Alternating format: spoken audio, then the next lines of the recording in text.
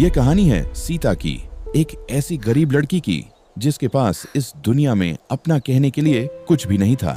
न कोई पिता, न कोई भाई और न ही कोई सहारा।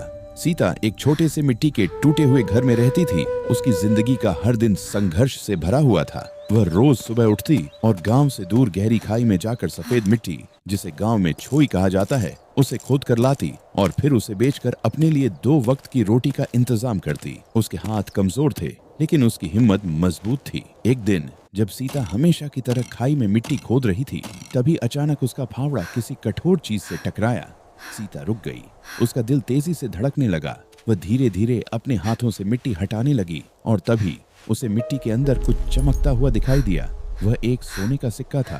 सीता की आंखें आश्चर्य से फैल गईं। उसने कांपते हाथों से उस सिक्के को उठाया। उसे विश्वास ही नहीं हो रहा था कि उसकी किस्मत अचानक बदल सकती है। सीता उस सिक्के को लेकर सरकार के अधिकारियों के पास गई।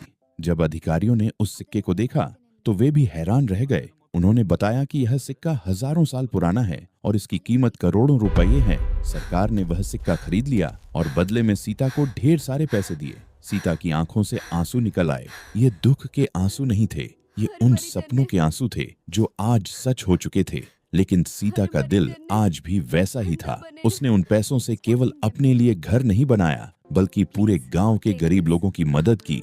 किसी को खाना दिया, किसी को कपड़े दिए और किसी को रहने के लिए घर। पूरा गांव अब सीता का सम्मान करने लगा। लेकिन गांव में एक लालची आदमी भी रहता था। उसकी नजर सीता की किस्मत पर थी। एक रात वह चुपके से उसी खाई में गया जहां से सीता को सोने का सिक्का मिला था। वह तेजी से मिट्टी खोदने लगा। उसकी आंखों में लालच था, लेकिन उसे नहीं पता था कि लालच हमेशा विनाश की ओर ले जाता है। अचानक ऊपर से बड़े बड़े पत्थर गिरने लगे। वह आदमी डर गया। उसने भागने की कोशिश की, लेकिन बहुत देर हो चुकी थी। एक विशाल पत्थर उसके ऊपर गिर गया और उसी खाई में उसकी मौत हो गई। उस दिन के बाद गांव के लोगों ने उस खाई में जाना हमेशा के लिए छोड़ दिया।